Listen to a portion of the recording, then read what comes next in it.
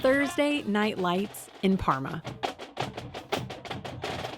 The sounds are recognizable,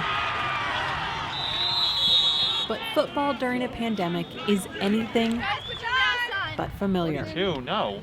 They're not going for a field goal. Normandy High School senior Nathan Lazic is marching with the Invader Band, but not in school yet. As serious as we know it is, you also have to understand that we as teenagers enjoy our lives. We want to be around friends. This is the time to make friendships right before you go off to college, have one final hurrah. Remote classes for him won't start until this week. His younger brother, Drew, started classes at the Parma Community Charter School online. Only 8 seconds left. Earlier this month. You excited? Drew liked being home during the spring. He's ready to have his teachers back online with him. Because their moms, they don't know how to be teachers. Won't want to miss the first day at your new school, will you? The school's connection started strong. We talked about Class Dojo last year. But sputtered to a stop a few hours in. I gotta do it fast. I'm trying to ask her who's gonna go first. With parents working and teachers far away, Nathan came to help restart the school day. Yeah, I mean, we can power it off. As an older brother, it doesn't really faze me because it doesn't affect me that much. I got my work done and then I can help him with his. Personally, for him, Drew,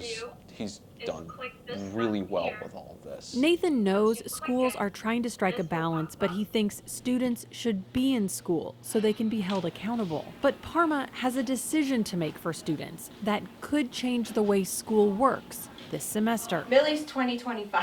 Over at the Nixons, Millie and Xavier started classes at Breakthrough Schools the second week of September.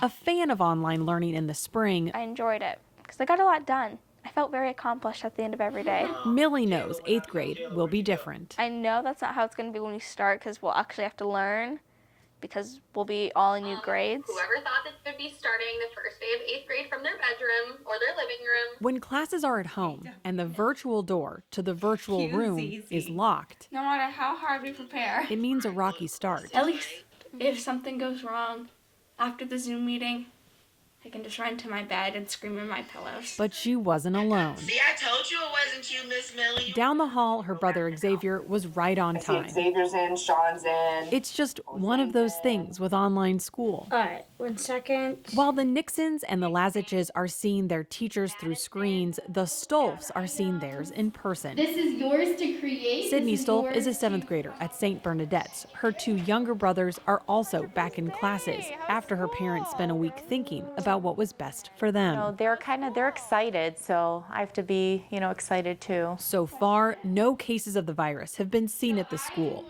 If there is one, schools have to report it to the Cuyahoga County Board of Health within 24 hours. The Ohio Department of Health will publish these data by school or school district, including a breakdown by students and staff each Thursday. School principal Maureen Goodwin tells me if there is a case, emails and letters will go out to parents of the kids who may have been exposed. While several schools are settled into their plans for the semester, a few have decisions left to make. We're trying to give some definitive plans so that you can make plans, but in hindsight, we should have said our definitive plan is to come back when it's safe. Not a fan of the district's original plan to start 9 weeks virtually and then pivot to in-person classes, Nathan is now waiting to see what happens on September 28th. I think it's a step in the right direction, but I think that they'll still need to remove a lot more of the restrictions because despite us going back, this isn't school as we know it yet. Students could go back into a hybrid model if the county's COVID cases stay low. That announcement meant another uncertainty for parents trying to prepare their kids for school.